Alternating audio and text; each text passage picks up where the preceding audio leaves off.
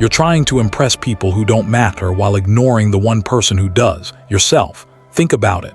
How much of your day is spent performing, crafting the perfect social media presence, dropping subtle brags in conversations, buying things to signal status, saying what you think people want to hear instead of what you actually think? You're exhausted. And despite all this effort, you still feel like something's missing. Because deep down, you know the difference between actually being valuable and just appearing valuable. Here's the brutal truth. Most guys in their 20s and 30s are stuck in a performance trap.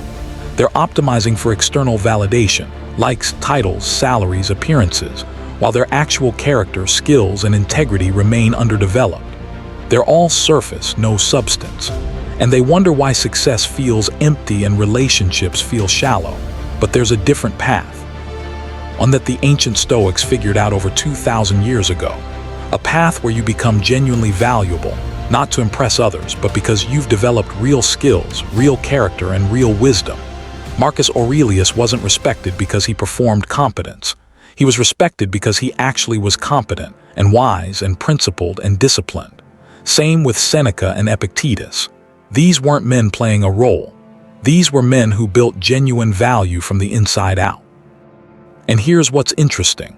When you stop trying to appear valuable and start actually becoming valuable, people notice. Not because you're performing, but because authentic value is magnetic in a way that performance never can be. Today, I'm breaking down 13 Stoic strategies for building genuine value. Not tricks for impressing people, not hacks for faking competence. Real, practical approaches for developing the kind of substance that commands natural respect and opens genuine opportunities. If you're tired of performing and ready to actually build something real, drop a comment saying, "Build, don't perform." And subscribe to Strength Within, because we're creating a community of men who understand that true value is built in private and revealed through action. Let's get into it. Strategy 1. Master your actual craft. Here's a question. Are you actually good at what you do, or are you just good at talking about what you do? Because there's a massive difference. And in the age of personal branding and self-promotion, it's easier than ever to build a reputation that exceeds your actual abilities for a while. Then reality catches up. The project fails. The client leaves. The promotion goes to someone who can actually deliver, not just talk a good game. Epictetus taught, "It's not what happens to you, but how you react to it that matters." Applied to your craft, this means stop worrying about recognition and start focusing on actual mastery. Most guys approach skill development backwards. They think, once I get recognized as an expert, I'll really invest in getting better. But it works the opposite way. Once I actually become excellent, recognition becomes inevitable. Here's what mastery actually looks like. Deep, focused learning, not surface-level knowledge that lets you sound smart in meetings. Deep understanding that allows you to solve complex problems and create real value. I know a software engineer in Austin who spent his first 2 years out of college obsessed with his GitHub profile, conference talks, and technical blog. He looked impressive on paper, but his actual coding skills, mediocre. Then he got humbled. A project he led failed badly, exposing gaps in his fundamental understanding. Instead of deflecting or making excuses, he doubled down on actually learning. Stopped the self-promotion. Spent a year just building things, reading documentation, studying excellent code. No one noticed for about 6 months. Then people started noticing his work was consistently excellent. Within 18 months, he'd gotten promoted twice and was leading major projects, not because he marketed himself, but because he'd actually become valuable. Continuous improvement mastery isn't a destination. It's a commitment to never being satisfied with your current level. This means seeking out challenges that expose your weaknesses, getting feedback from people better than you, studying your field deeply, not just skimming the surface, practicing deliberately, not just putting in hours, proactive problem solving. True masters don't wait for problems to be handed to them. They anticipate issues, identify opportunities, and create solutions before anyone asks. This demonstrates not just competence, but strategic thinking and initiative, which are far more valuable. The Stoic mindset on mastery. The Stoics would say, Focus on the process, not the outcome. Find satisfaction in becoming excellent, not in being recognized as excellent. Marcus Aurelius wrote, "Waste no more time arguing about what a good man should be. Be one." Applied here. Waste no more time crafting your personal brand. Become genuinely excellent and let that speak for itself. When you commit to true mastery, several things happen. Your confidence becomes real, not performative. You stop needing external validation because you know your actual capabilities. Your value becomes undeniable. People can debate someone's reputation, but they can't debate quality work consistently delivered. Your career trajectory changes. Opportunities start finding you because word spreads about people who actually deliver. This isn't about being a perfectionist or never sharing your work. It's about ensuring that your actual abilities match or exceed your reputation. Build the substance first. The recognition follows. Strategy 2. Communicate with clarity and purpose. Most guys talk too much and say too little. They fill conversations with jargon, qualifiers, and verbal filler. They overcomplicate simple concepts to sound smart. They dominate discussions without actually contributing value. Then they wonder why people don't take them seriously. The Stoics valued clarity and brevity. Marcus Aurelius wrote, "Waste no more time arguing about what a good man should be. Be one." Notice what he didn't write. A 1,000-word essay about the theoretical qualities of goodness. He said it in 12 words and moved on. That's the model. Say what needs to be said, clearly and directly, then stop talking. Here's what powerful communication actually looks like. Know your point before you speak. Most guys start talking before they know what they're trying to say. They think out loud, hoping their point will emerge mid-sentence. It rarely does. Instead, they ramble, contradict themselves, and lose their audience. Before you speak in a meeting, a conversation, an email, ask yourself, what's the core point I'm trying to make? Then make that point clearly and concisely. Cut everything that doesn't directly support it. Listen more than you talk. Here's a radical idea. The person who talks most in a conversation is rarely the most valuable person in that conversation. Value often comes from listening deeply, asking insightful questions, and synthesizing what you're hearing into useful conclusions. I know a consultant in Chicago who built a reputation as the smartest person in any room. His secret? He listened carefully, asked clarifying questions, and only spoke when he had something substantial to add. He wasn't performing intelligence. He was demonstrating it through the quality of his contributions. Adapt your communication. Different audiences require different approaches. Technical experts want depth and precision. Executives want bottom-line implications. Clients want to know how this affects them specifically. The ability to translate complex ideas into appropriate language for different audiences is a rare and valuable skill. The Stoic approach Epictetus taught that we should focus on what we can control. You can't control how people receive your message, but you can control its clarity, its honesty, and its value. Speak to add value, not to hear yourself talk. Communicate to connect and inform, not to impress. When you communicate with clarity and purpose, people start actually listening to you. Not because you're performing charisma, but because what you say is worth listening to. Strategy 3. Build relationships based on mutual value. Here's an uncomfortable question. Are your relationships genuinely mutual, or are you keeping score? Most guys approach relationships transactionally, either constantly calculating what they're getting versus giving, or maintaining connections they don't actually value because they might be useful someday. Both approaches are exhausting and ultimately hollow. The Stoic alternative: build genuine relationships based on shared values, mutual respect, and authentic care for each other's growth. What this actually means: invest in people, not networks. Stop trying to network your way to success. Stop collecting LinkedIn connections like Pokemon cards. Instead, invest deeply in a smaller number of genuine relationships. People you actually respect, enjoy, and want to support, regardless of whether they can do something for you. I know an entrepreneur in Denver who has maybe 15 truly close professional relationships. He's turned down hundreds of networking events and coffee meetings. But those 15 relationships, they're ironclad.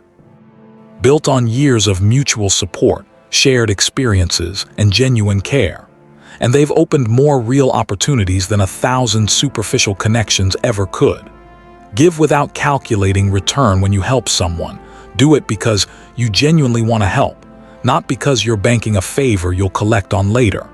The paradox: when you help without expectation, you often receive far more than if you'd been strategic about it. Not because of karma or cosmic justice, but because people can tell the difference between genuine support and calculated networking. Be selective. You can't have deep relationships with everyone. You shouldn't try. Be selective about who you invest in.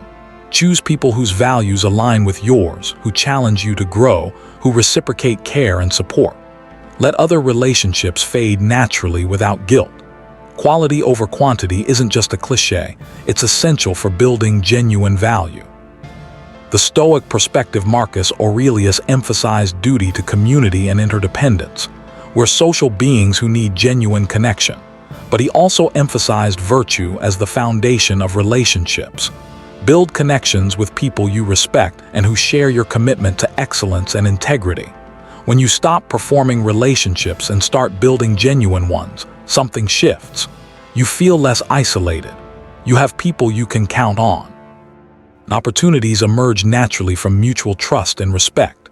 Strategy 4. Take ownership and initiative. Here's what separates valuable people from average ones. Valuable people see problems and fix them without being asked. Average people see problems and wait for someone to tell them what to do. Epictetus taught, "It's not what happens to you, but how you react to it that matters." Applied to your career and life. Waiting for permission, direction, or perfect conditions is a choice. And it's the choice that keeps you dependent and limited. What taking ownership looks like.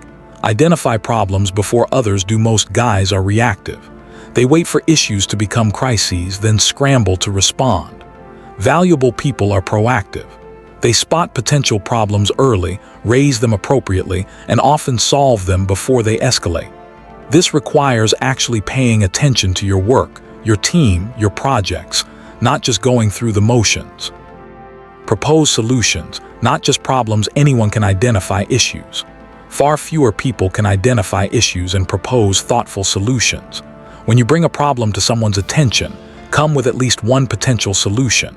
Show that you've thought it through, not just dumped it on someone else's plate. Follow through without supervision, the mark of someone who's genuinely valuable. They do what they said they'd do when they said they'd do it without anyone checking on them. Seems basic, right? Yet it's surprisingly rare. I know a project manager in Boston who built an incredible reputation on one simple habit. When he committed to something, it got done. No reminders needed, no excuses, no dropped balls.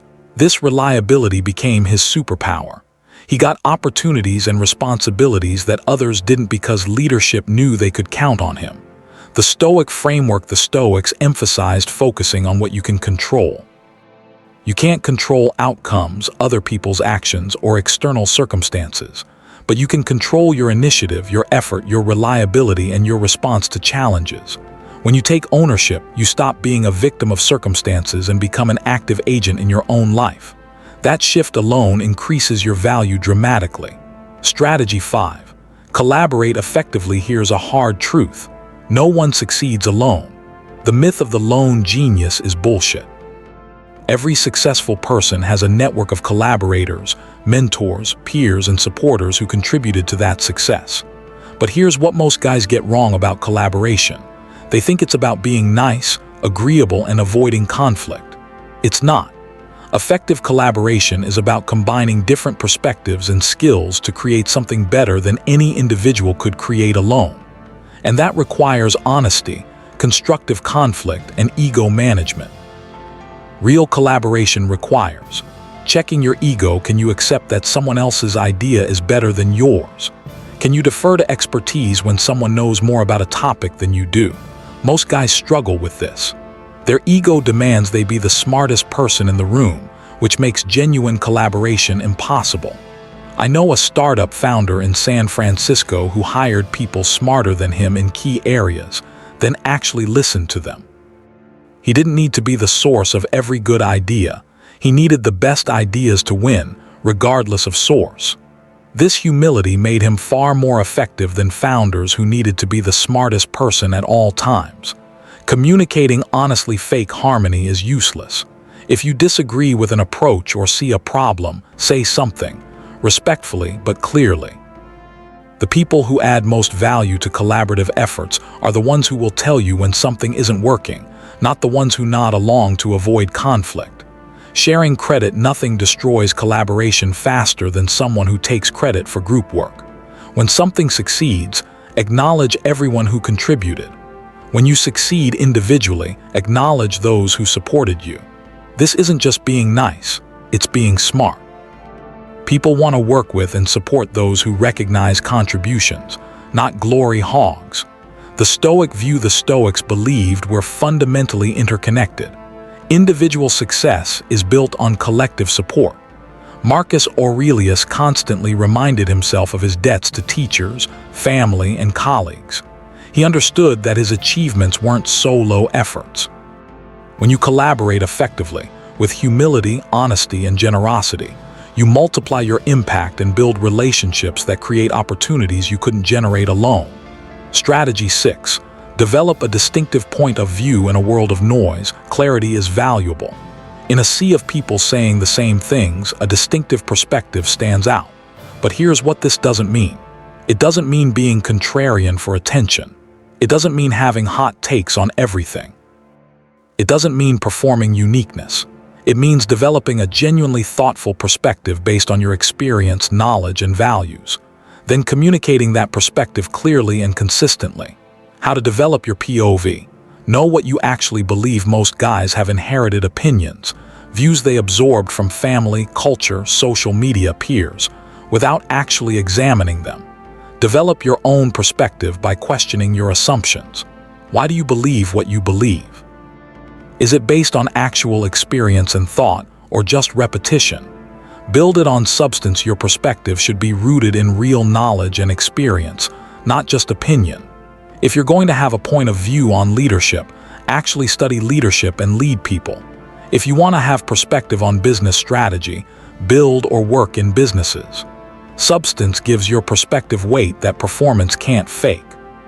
Communicate it consistently. Once you've developed a thoughtful perspective, communicate it clearly and consistently across contexts. This doesn't mean being inflexible or refusing to evolve. It means people understand what you stand for and what you bring to discussions. I know a marketing director in Seattle who built a reputation around one core perspective. Customers don't care about your brand story. They care about how you solve their problems. This became his lens for every campaign, every strategy discussion, every client conversation. People knew what they were getting when they worked with him. The Stoic angle. Marcus Aurelius wrote, "Waste no more time arguing about what a good man should be. Be one. Stop worrying about having the right opinions. Develop genuine understanding, form thoughtful perspectives, and live accordingly." When you have a distinctive, well-founded point of view, you become someone people seek out for perspective. Not because you're performing uniqueness, but because you offer genuine clarity in specific domains. Strategy 7. Exceed expectations consistently. Here's the simplest way to become valuable. Do what you said you'd do, then do a bit more. Sounds basic, right? Yet most people fail at this constantly. They overpromise and underdeliver. They hit deadlines but produce mediocre work. They do exactly what's asked and nothing more. The guys who stand out. They consistently exceed expectations, not through heroic efforts but through steady, reliable excellence. How this works: underpromise, overdeliver. Most guys do the opposite. They promise the moon to look impressive, then scramble to deliver anything close. Try the reverse. Be conservative in what you commit to, then deliver beyond what you promised. This builds trust and makes people want to work with you again. Sweat the details. Excellence lives in details. The thoroughly proofread document. The extra data that strengthens your analysis. The follow-up email that closes the loop. These small extras compound into a reputation for quality that opens doors. Anticipate needs. Don't just complete assigned tasks. Think ahead. What's the next logical step? What additional information would be helpful? What potential issues should we prepare for? When you anticipate needs, you demonstrate strategic thinking. which is far more valuable than just following instructions. The Stoic perspective Seneca taught, true happiness is to enjoy the present without anxious dependence upon the future. Applied here, find satisfaction in doing excellent work for its own sake, not just for recognition. When exceeding expectations becomes your standard, opportunities multiply. Not because you're networking or self-promoting, but because consistently excellent work speaks for itself. Strategy 8. Advocate for yourself strategically. Here's the balance most guys miss. You can't just wait for people to notice your value, but you also can't constantly self-promote. The solution: learn to advocate for yourself strategically, clearly communicating your value and needs without being obnoxious about it. Strategic self-advocacy looks like: know your value before you can advocate for yourself. You need clear understanding of what you bring, your skills, your track record, your unique contributions. Many guys undervalue themselves because they've never actually inventoried their achievements and capabilities. Communicate value, not just effort. No one cares how hard you worked. They care about results and impact. When advocating for yourself, in performance reviews, negotiations, or opportunities, focus on the value you created, not the hours you logged. Ask for what you want. Most guys hint at what they want, hoping someone will figure it out and offer it. This rarely works. Be direct. I'd like to be considered for X project because of Y experience and Z results.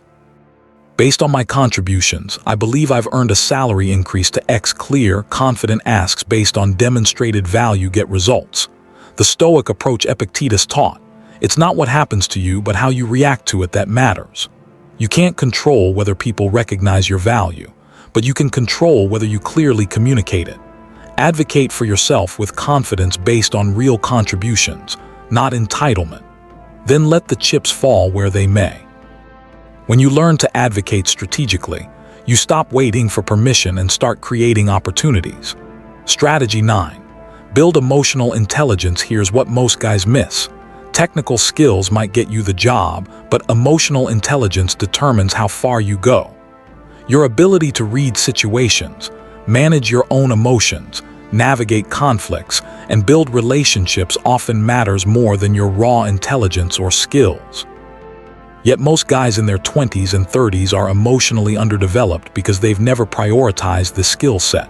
What emotional intelligence actually means.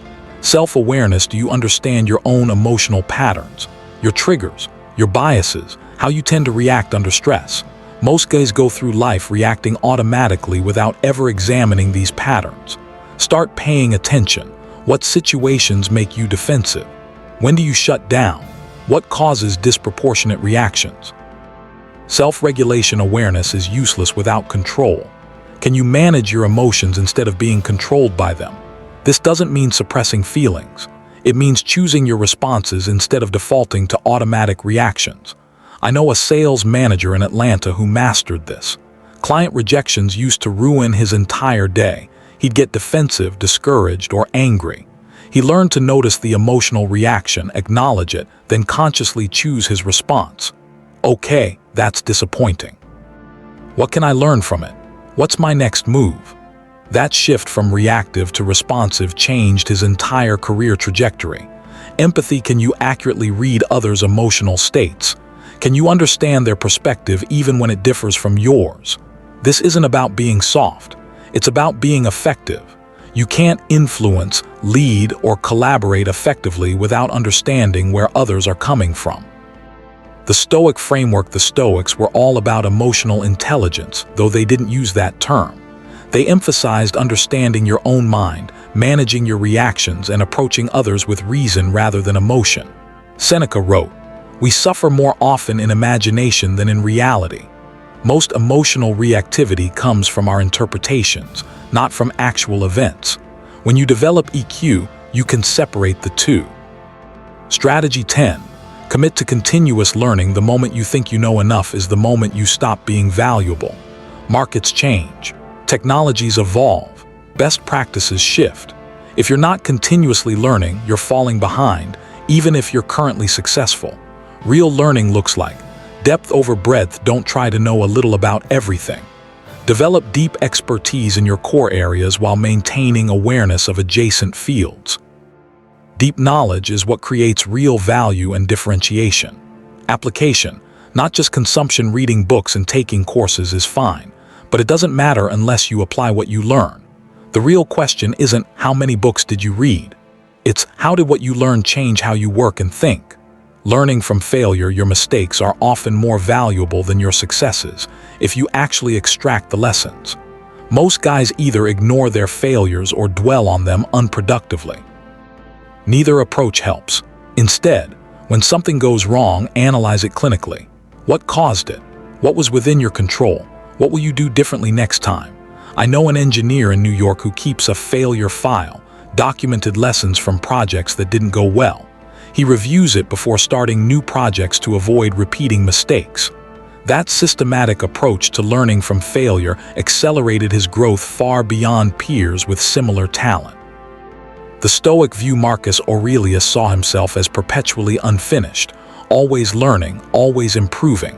He wrote, "Waste no more time arguing about what a good man should be. Be one." But he understood that being one was an ongoing process, not a destination. When you commit to continuous learning, you ensure your value appreciates over time rather than depreciating. Strategy 11. Maintain genuine optimism. Here's the paradox. The world is full of legitimate problems and challenges, but chronic negativity makes you less valuable, not more perceptive. People want to work with and support those who face challenges with energy and solutions, not those who drain energy with constant complaints. But this isn't about toxic positivity or pretending problems don't exist. It's about choosing where you focus your energy. Real optimism looks like acknowledging reality. Genuine optimism doesn't deny problems. It acknowledges them clearly, then focuses energy on solutions rather than complaints.